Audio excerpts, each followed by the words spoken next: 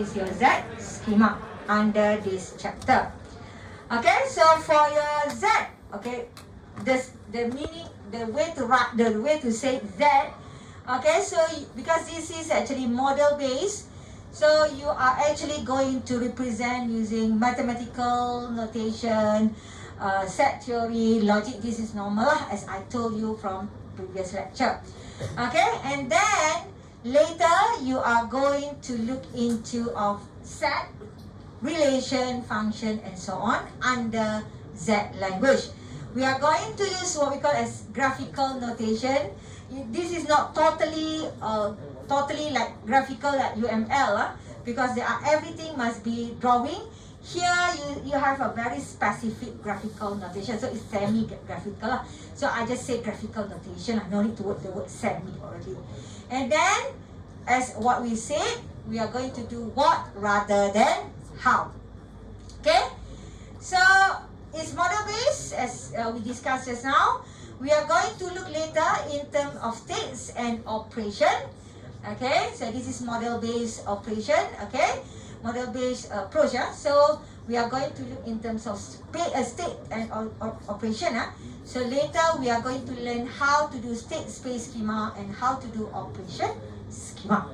Okay, so you are going to do all these things later in your Z language. Okay, states, initial states, state changes, and also query states. All these things you are going to learn how to do that in your operation schema.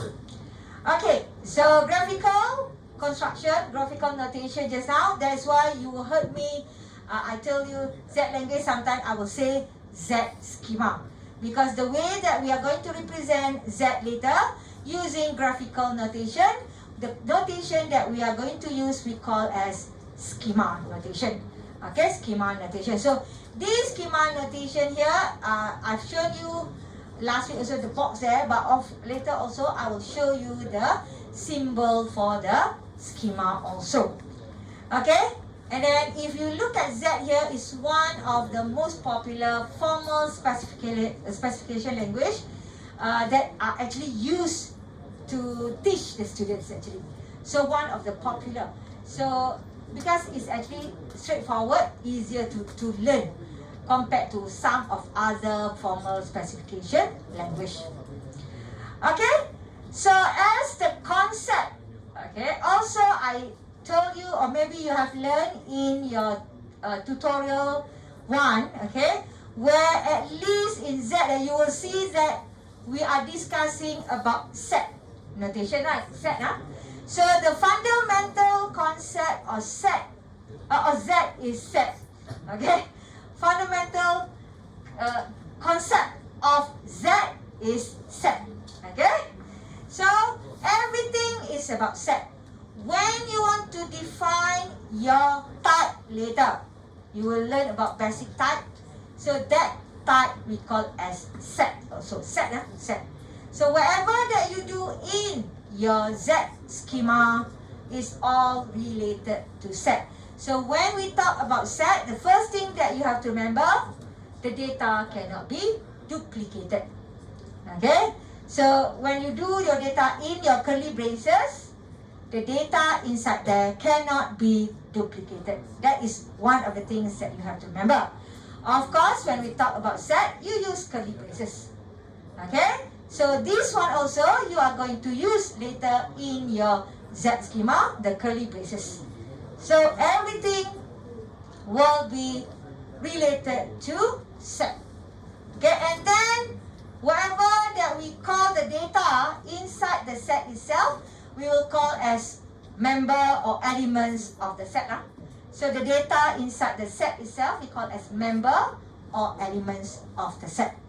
Okay, so for example here, you have Atlantic, Arctic, Indian, and Pacific here. These are the elements of the set. Okay, these are the elements of the set.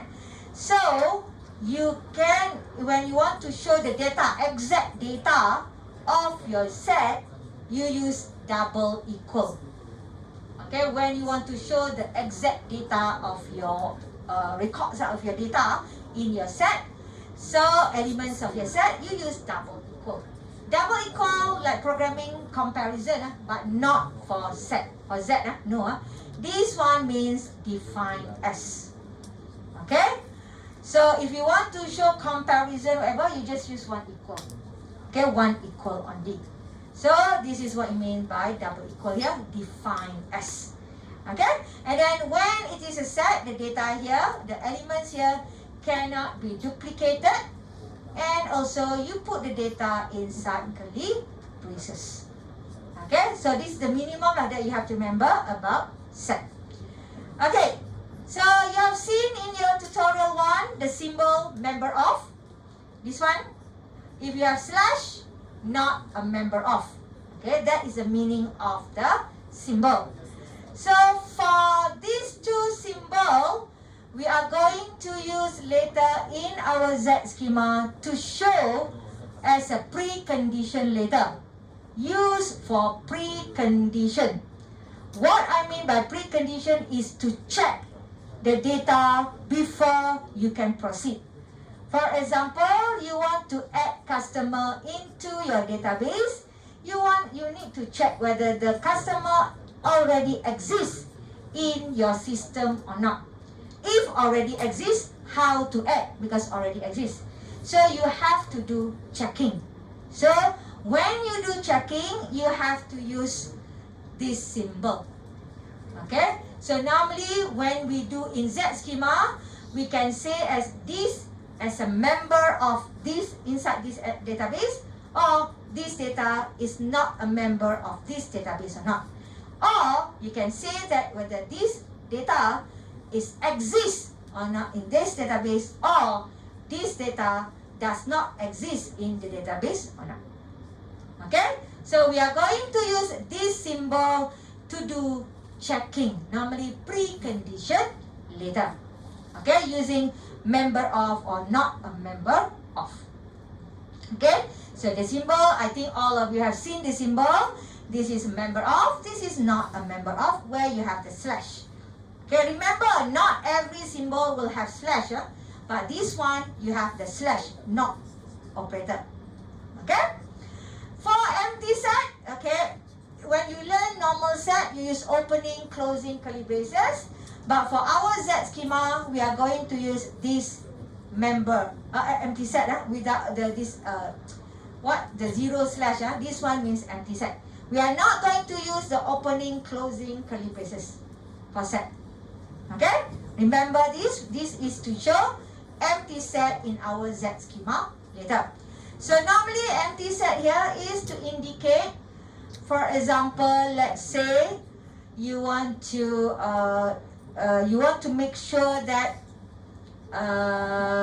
there are precondition that if the data is empty, for example, then you can add the data there or what. So if the data is not empty, then you add the data after the last one, for example.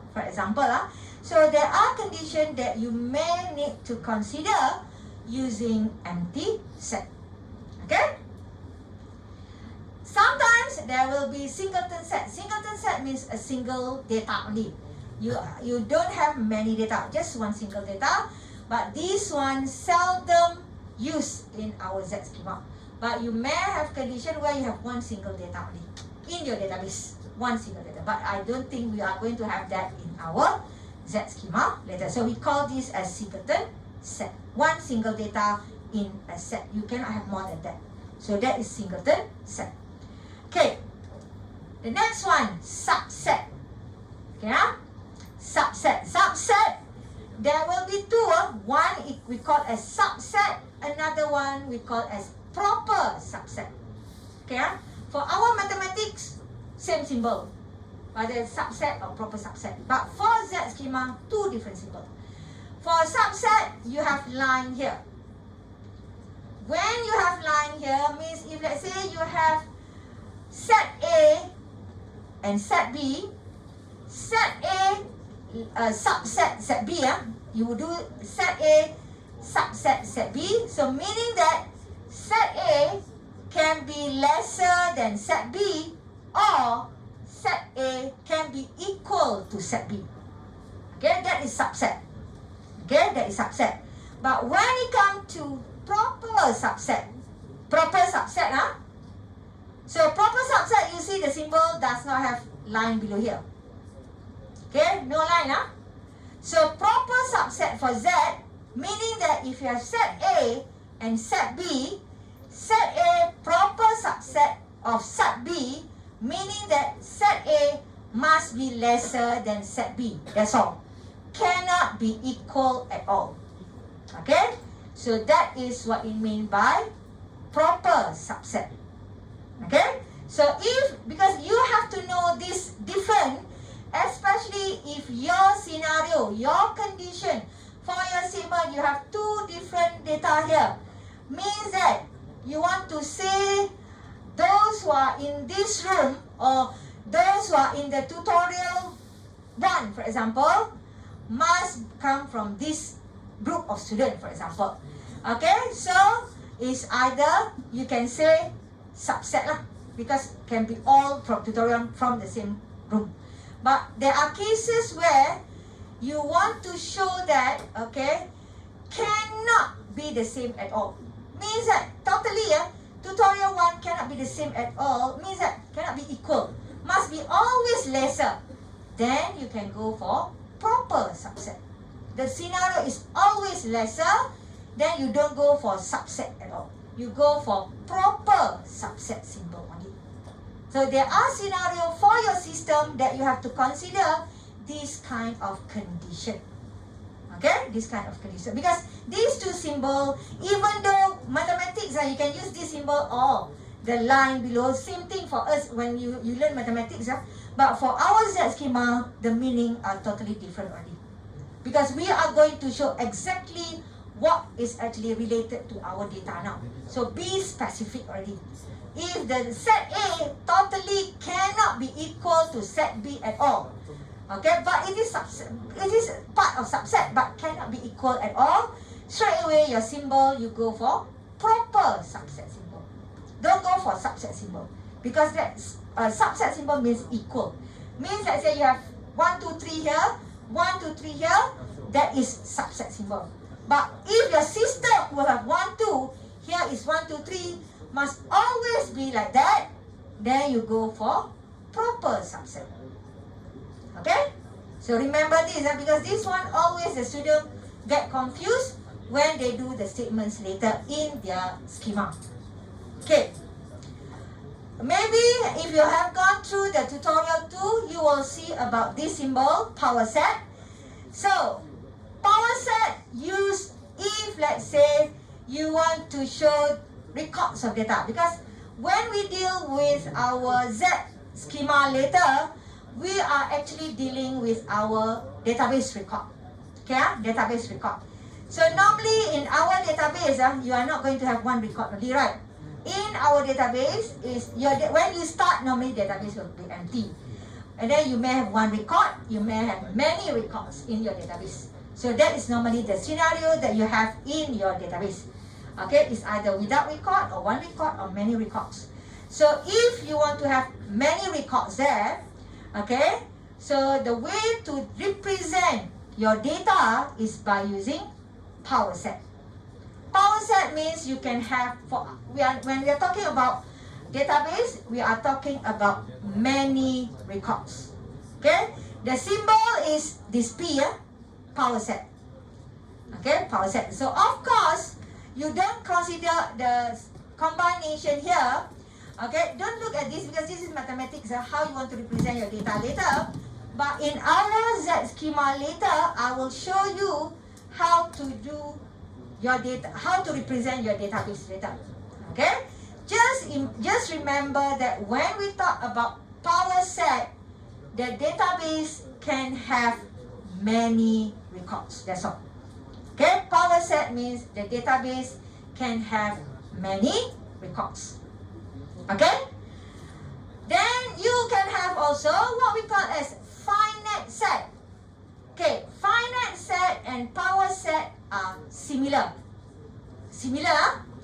The only difference between finite set and power set is actually finite set, F is finite.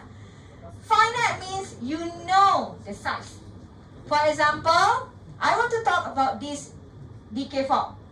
Total chairs, for example, I have 150 chairs.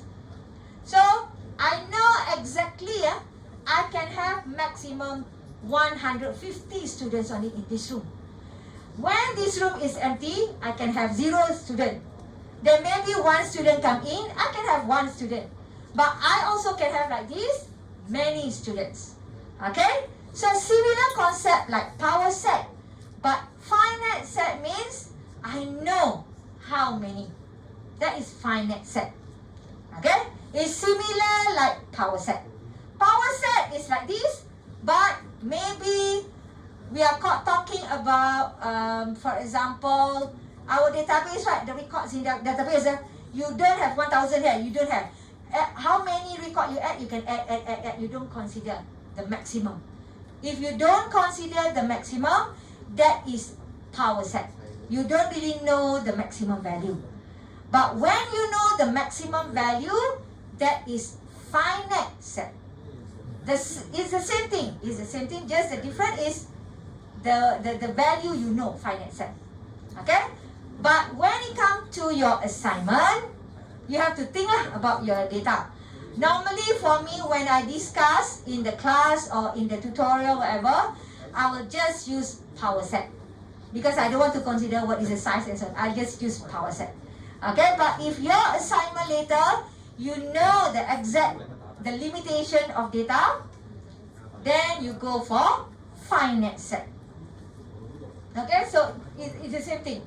So for both finite set and power set, okay, because when you add the record like here, like this one, there are some chairs are empty. So I want to know how many of you in this decay. So how to know total number of students in this decay? Then in order for me to get, maybe I have 120 students, 12 students are not here, or 12 students just sign in then go out just now. I saw a few of you just go out, go back already, bring the bag already. Okay, so maybe I have now 120 students.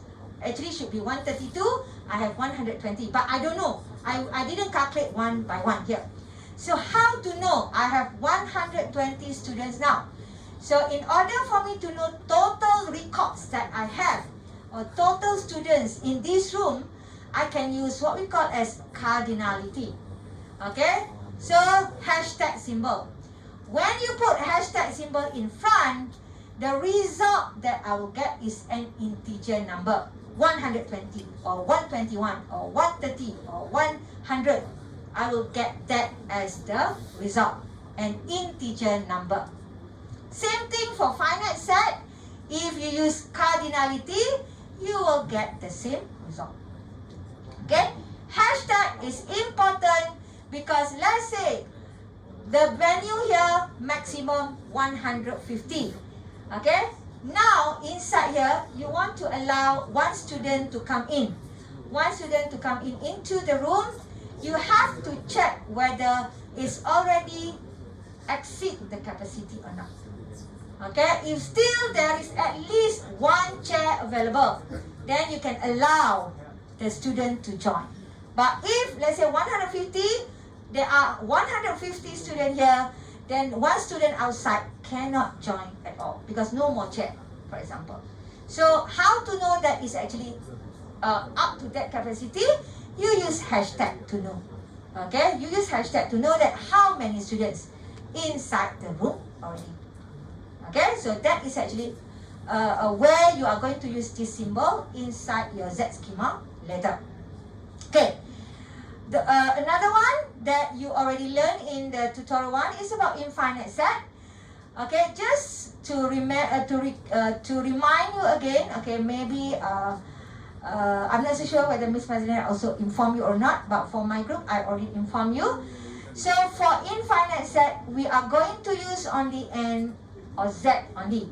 Even though you are going to have decimal number, price, for example, or weight, or whatever lah, with 20 ringgit 50 cent, for example, you cannot represent 50 cent. You are going to represent as integer data only, either N or Z. Okay? N will be 0, 1, 2, 3 onwards. Z will be positive or negative number only. Only these two can be used in our Z later. So if I see Q or R or A, there is an error in your Z. So only N or Z or N1. N1 means 1, 2, 3, 4, 5. You will see it in your Z. So N from 0, 1, 2, 3 onwards. Z will be positive or negative integer. Only these two. Remember that, only these two. Okay, equal. Okay, equal, the equal symbol. Okay, so this one you want to do left equals to right, or you want to assign the data, you use equal symbol. Not double equal. Double equal just now will be defined as different. So if you want to assign the data or you want to do comparison, you just use single equal symbol. Okay? Okay, set operation. You have learned, this is recap, union, intersection, backslash for set difference, complement, also times, divide. Okay, the times here normally in the I will use, you can use X here, or normally for me because X here sometimes people will get confused. For me normally for times rather than I use X here, I will use S3, so something like normal, like programming. Okay, similar like programming. Okay, because later when you use tuples, maybe you use that symbol, people will get confused. Okay, so for our Z, we will go for normal S3s for times. Okay, divide, normal divide, bahagi, the one, the divide bahagi, that one we cannot use for our Z, because that one is for decimal number. Okay, so if you want to do divide for integer, you have to go for div, D-I-V. This is for integer data. If you want to get the remainder, modulus, baki, the remainder, you go for modulus. Okay? You go for modulus. So also in chapter 1, we have one question related to this. Okay? So modulus means to get the remainder, baki, and then div is to divide the number, because this is for integer number. Integer number. Okay, then later you can use union, intersection, all those things. Okay, so this one I just go a little bit faster, a little bit, because this one I think all of you, just a recap to you. Union, I know all of you are union. You that is union.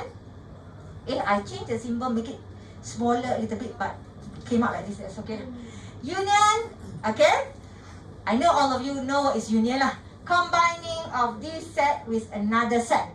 Okay, so the union symbol will be used when you want to add new record of data into the database. The union symbol will be used if you want to add new record into the database. Okay, new record, new data. Let's say I want to add new customer, I have to use union symbol. Okay, if I want to add new record into database, I will use union symbol. Okay, that is union. Intersection. Okay, intersect. So intersection normally use if you have precondition checking. If you want to do checking, let's say you want to make sure that this data and this data intersect together, you want to take this the intersection data only. So normally that will be for checking. Okay, precondition lah, precondition lah. Checking is precondition. So that is intersection. Okay, that you will see later in your Z. Okay, for checking. Okay. This join set also, because it's already used the intersection symbol, also for checking. Okay, for example, if let's say you are outside this room, confirm you are not inside this room. So means that those who are inside intersect with those outside must be empty set, cannot be intersect together. So how to show that? You use disjoint set. If you are outside, meaning that you cannot be inside. If you are inside, you cannot be outside. So means that if you are talking about A is outside, B is inside, A and B intersect must be empty set. Okay, so that is what you mean by that. Okay, so if you have a condition like that, you use disjoint set. Okay, different. Okay, set difference. Backslash, not slash, backslash. So for backslash, this one will be used to remove the data. You have CRUD, right? For your assignment, you are going to remove the customer from database. How to remove the customer? You use backslash symbol. Okay? So set difference is to remove the record later in your database. To remove the record. Okay? So that is why you have to know all these things to remove the record.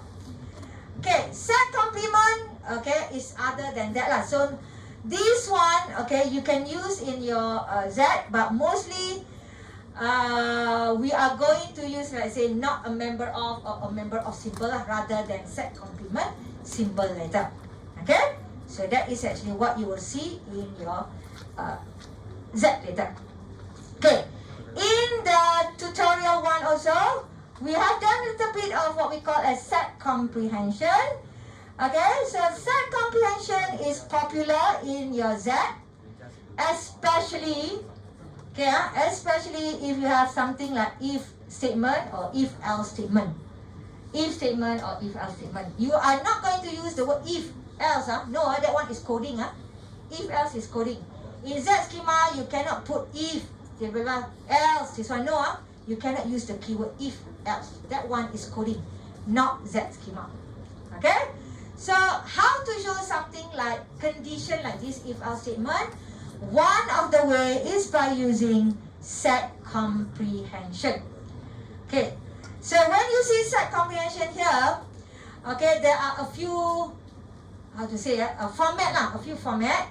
One of the format is, you have the simple format here.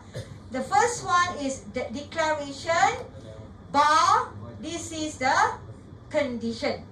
Okay, this is the first format. Okay, so remember, this is the general format. The first format is a simple one, where you have the declaration here, bar, then you have the condition here. Okay, a normal format. So for example, I have a declaration of my variable x of type n, where bar x less than 20 means that my x will be 0, 1, 2, 3 until 19. That is my data. X equals to, so this one, the answer for this one will be x equal curly braces 0, 1, 2, 3, comma 19, close curly braces. That is the answer for this one. Okay? So condition means that you just say the condition of x is x less than 20. That's all. Okay? So that is one way of writing set comprehension. Okay. Another way is by using dot. Okay? Fat. This one fat dot lah. It's very big dot. Okay? Not your full stop here, not from the keyboard. It's actually a very big circle of dot there. Okay? So what is actually the meaning of here? The in front of the dot here, this is declaration also. Okay? This is your variable declaration. Dot. Then after the dot, this is the operation of function. Means what you want to do after that. For example, I want to do x of type n, where I want to get all the square of x. So means that x is n, 0. X 0 power 2, 0. Then I have 1. 1 power 2, 2. So power 2, 2. 1 power 2, 1. Okay, then 2 power 2, 3 power 2, and so on. So the answer will be very long. Okay, because we don't have condition here. It won't stop. So The answer will be 0, 1, 4, 3 power 3, 9, something like that lah.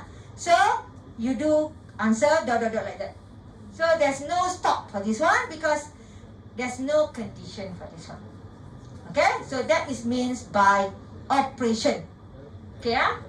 So sometimes you can have either only the condition or only operation. But most of the time in our Z schema, we normally don't have this. It's actually better to have a combination of these two. So when it comes to that, then you go for the general combination of these two, where you have the declaration, bar, you have to go for bar first, bar, then you have the condition, then you have the dot for the operation, and after that will be the operation. So this is normally the general rules that a lot of us will do for our Z schema. Okay?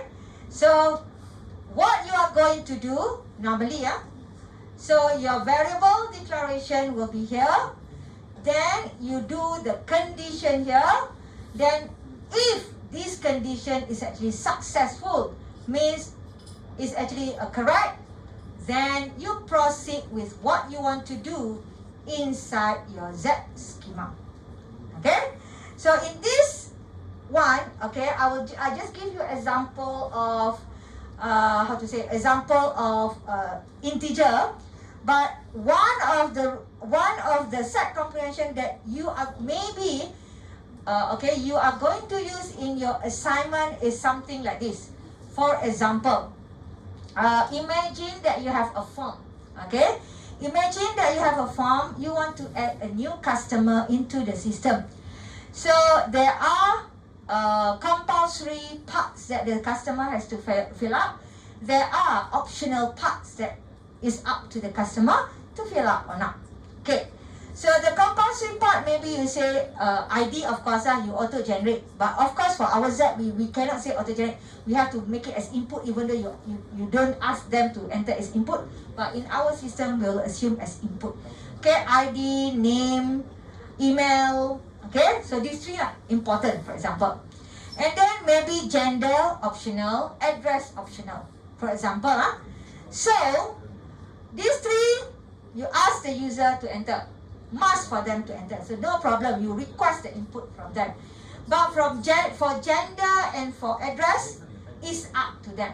So what you do is, you can do like this. You declare variable for gender, for example. And then if there is an input for gender, because this is something like if-else statement.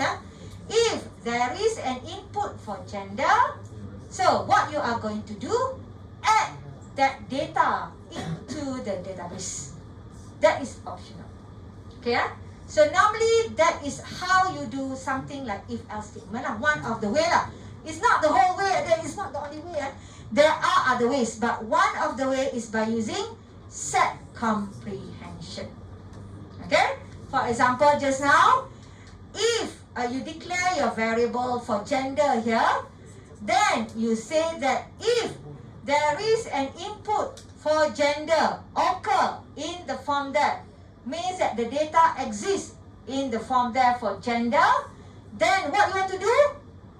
Store the data, save the record. Okay, save the data into the database. Okay, so save the data into database will be the operation. Okay, so that is another way of using set comprehension. Okay, so understand? So mostly for our Z schema, we go for the full set of set comprehension. Means that you have declaration, you have bar, you have the condition, you have dot, and after that you have the operation. Okay, so set comprehension popular for you to do something like condition where optional just now. Okay, so it's one way of you to solve scenario. If you have something that you want to do looping, also you can do with set comprehension.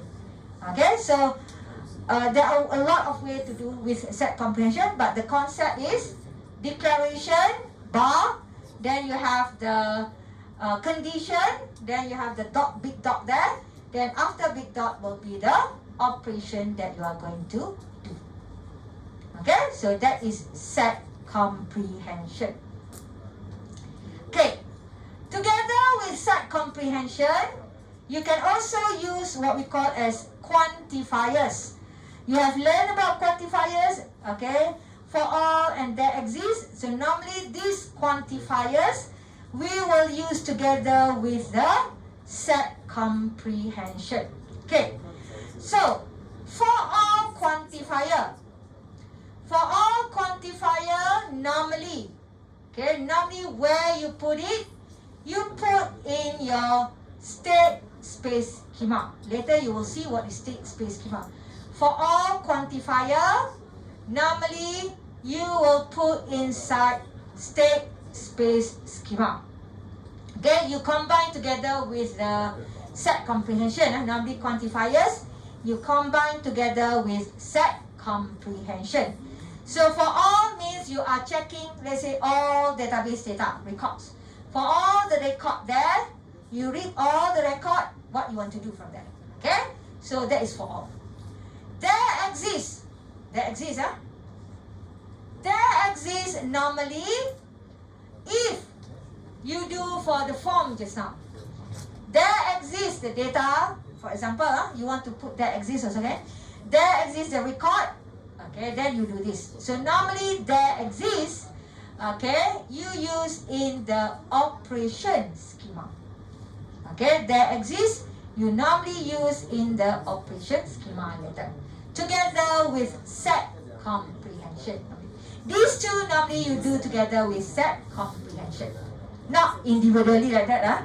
So that's why here I use the same thing as the set comprehension just now. Then you just put the symbol whether for all or that exists. Okay, it's the same thing. Normally quantifier you combine with set comprehension. Okay, you combine with set comprehension. So that exists also. These are example you can refer. So these are actually the quantify. The set comprehension just now. Then you just put in front of it, whatever that you want. So for all, just remember, for all, normally you will find inside state space. Later you will see what is state space. Okay, there exists normally you will see in operation schema. Okay, normally you will see that. Sometimes you have existential quantifier, but in our Z schema seldom we use this one. Existential quantifier unique lah. There are some unique data there, so you can use existential quantifier. But normally in our normal Z schema, we seldom use existential quantifier. We normally use there exists or for all only. Okay, we are not using existential quantifier. Existential quantifier normally for very specific record.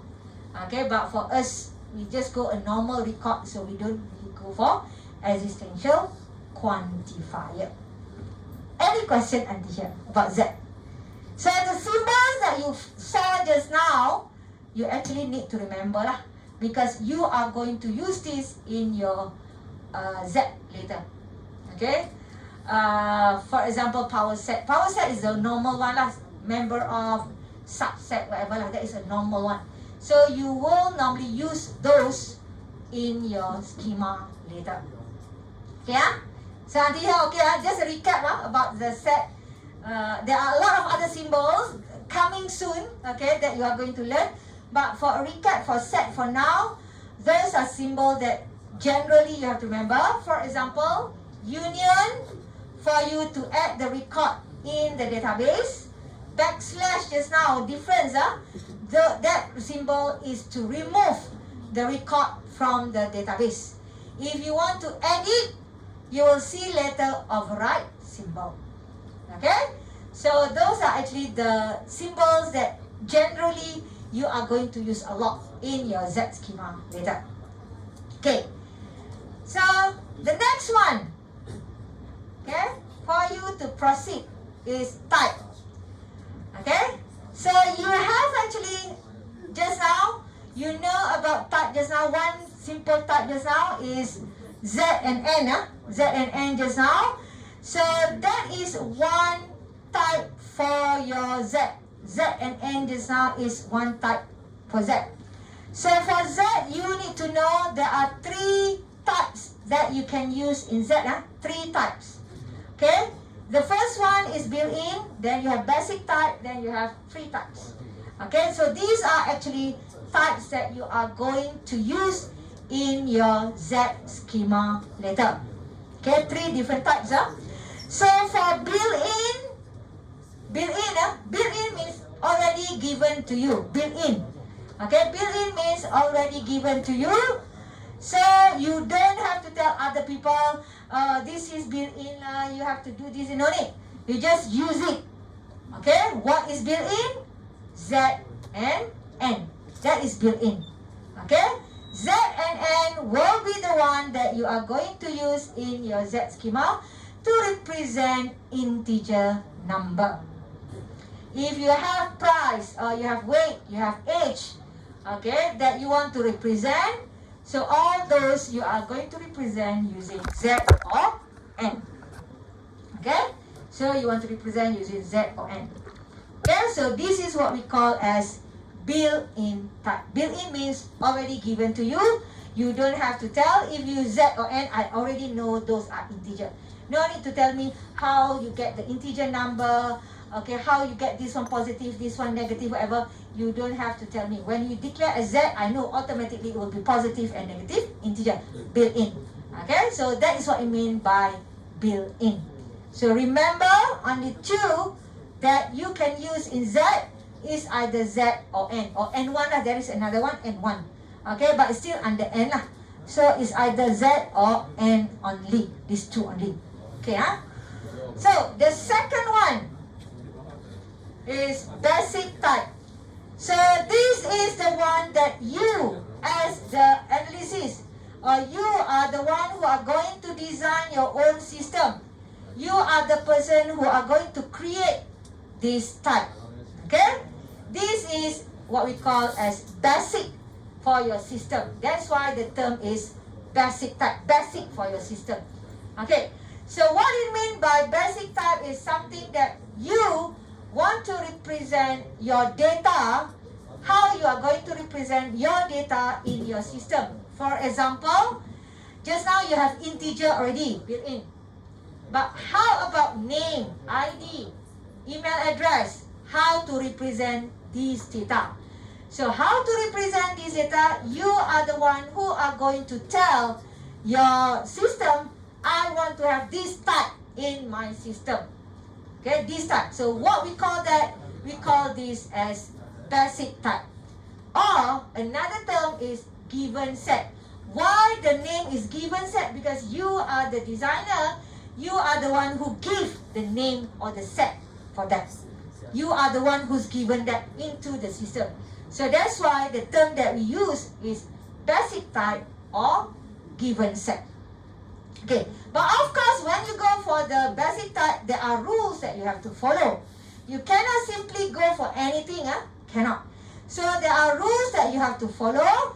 Okay, first of all, you have to know, you have to put the basic type inside the inside the square bracket or the subscript symbol. Okay, that is the symbol that you have to put. Another one that you have to remember, all this basic type will be global. Global means that if you define your one basic type called name, your friend also want to have name, no need to do twice. Just do once, your friend can use it, you also can use it because it's global. So basic type here is similar like character in your coding or string inside your coding. Similar. Okay? So character or string, you cannot simply use string, but you have to put variable also, right?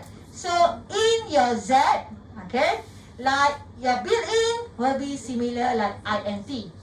Okay? Your built-in just now similar like int in your C++ last time. This one, basic type, is similar like character or string. Okay? Similar like character or string. Okay, So we use this as basic type. Because in our system normally you have a lot of string data. So how to do that? You define your own type. So as string data. So how to write that? There are rules to do that. Okay? First of all, must be all in capital letters. Okay? That is the first rule. Capital letters. Must be singular word. Cannot be plural at all. Okay? Singular word. That is the rule. Capital letter, singular word. No digit, no symbol, no underscore, no space bar, nothing. Yeah?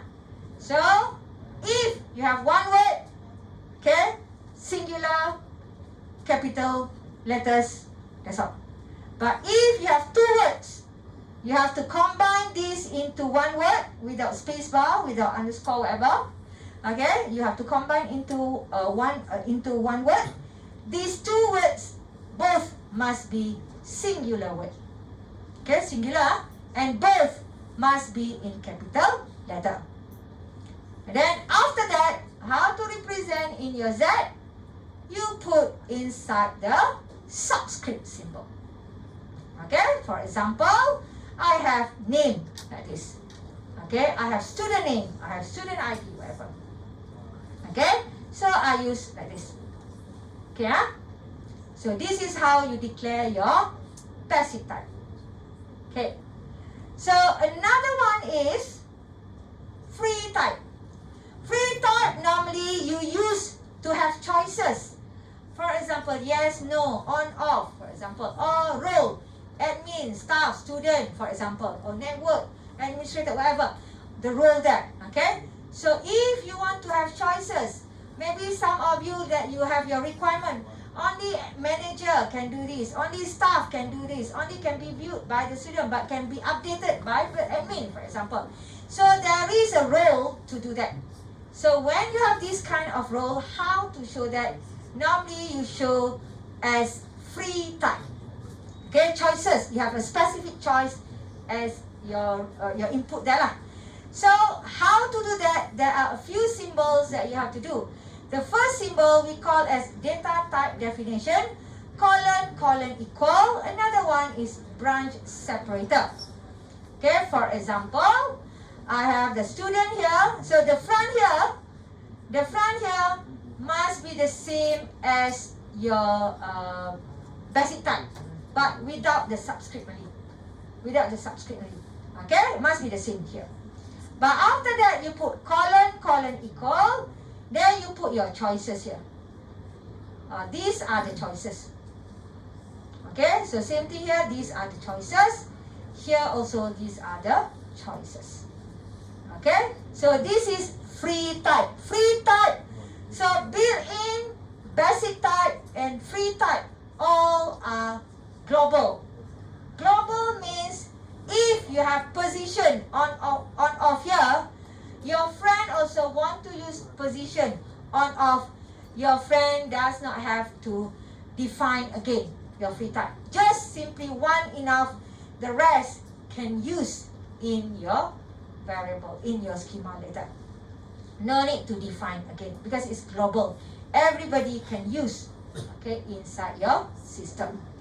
Okay? So, of course, when you have the type, like integer string character, what you have then, you have the type only, but you still cannot proceed with your programming, right? You have to declare your variable, your identifiers. Okay, so for your Z, same case, you have to have identifiers or variable. Okay, for identifiers and variable is similar like what you have done in your programming, but there are few rules that you have to remember. Okay, for your identifiers, okay, you can, it doesn't matter plural or singular, no problem. You can have plural, you can have singular, no problem. But if you have one word only, if your variable num, okay, number, can, one word only, how to write the identifiers? This one word must all be in small letters. Okay, numbers or number doesn't matter. all must be small letter. Okay, but if you have two words, okay, so you can use underscore, okay, you can use digit, okay, you can use underscore and you can use digit, you cannot have space bar. So if you have two words, okay, if you want to combine, you can use it, if you want to combine into one word, the first word must be small letter, all small letter. Second word must start with a capital letter if you combine into one word. But if you want to use underscore, you put the first word must all be small letters. Okay, but the second word, you put underscore, right? The second word after underscore is okay to start with capital letter or small letter. No problem for that one. Okay? So that is if you go for identifiers. You can have digit, but we don't start with digit. We can end with digit. Okay? So these are the rules of identifier. In terms of the symbol, okay, you have three different specific symbols that you can use with identifiers. We call this as decoration. Later in the next slide, you can see that. Other than these three symbols, you cannot use with the identifiers. Okay, so except if you have the hashtag just now lah, cardinality. That one is different. Cardinality is something like the calculation, whatever. But if you want to declare your variable, you cannot have other symbol except these three decoration symbol. Okay? So these are actually valid and this one is invalid. You can do that.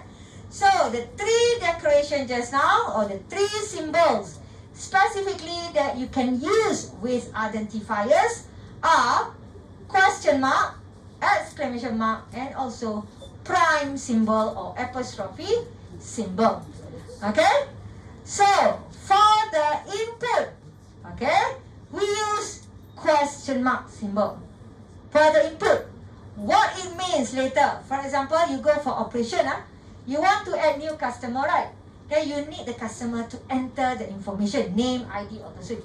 So when the customer need to enter the information, means those information will be the input to your system. When those data are input to your system, your variable must be linked with question mark. Okay, so to show that is the input. Okay, let's say you want to display the information of the customer. You want to show on the screen, name, ID. So when you want to display the information on the screen for that customer, so you want to produce the output on the screen, then your variable must be with the exclamation mark. Okay, so that is the output variable.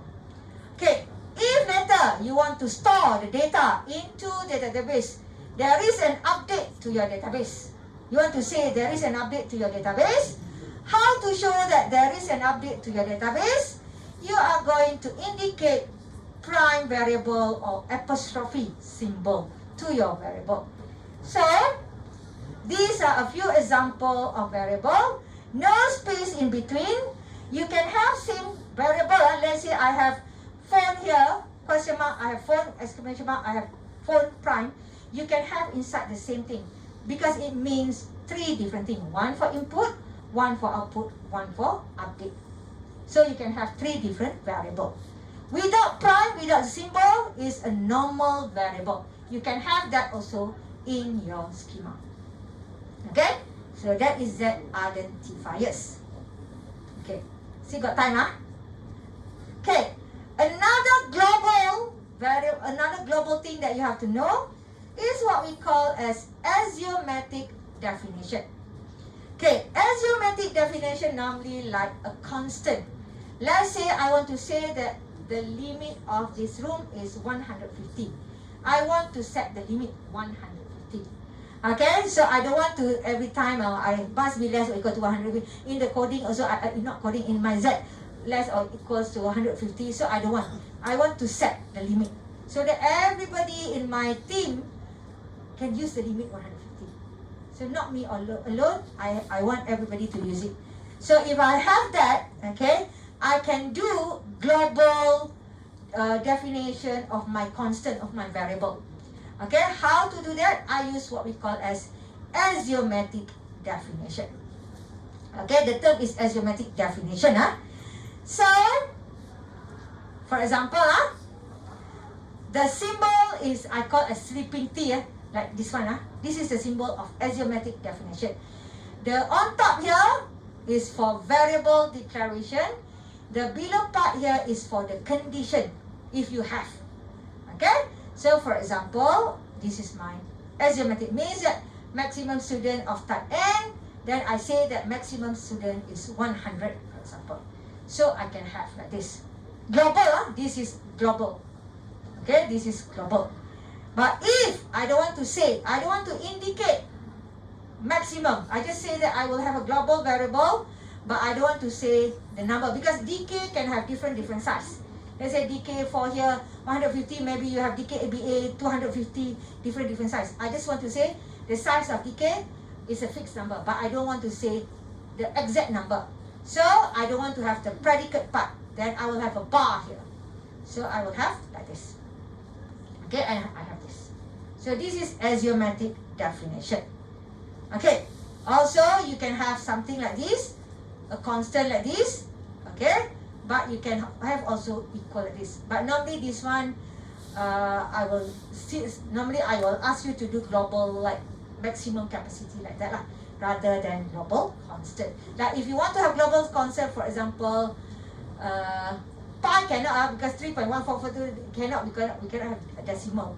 So normally you have a specific global constant that you really want, then you can go for axiomatic definition. Okay, so now got many now. Okay, maybe I will just finish up with these 2 slides of how to declare variable. Then maybe on next week I will explain to you how to do that. Okay, so you have your identifier, you have the type just now, you have to declare your variable. So how to declare variable? Okay, you just have your variable identifier, colon, then the type. That's all. You have the identifier, colon, the type. Okay, identifier, colon, the type, identifier, colon, the type. That's how you declare your variable. Okay, so if you have different type, this is the basic type, this is basic type, this is the free type, you can declare your variable like this. Okay, this is the position. If let's say you want to have of type N, then you declare of type N like this. Okay, but of course this one is only a single data, a single record. Okay, any question until here? Any question until here? Okay, so next week I will tell you first how to the step by step. Also maybe I will put inside your Google Classroom step by step to do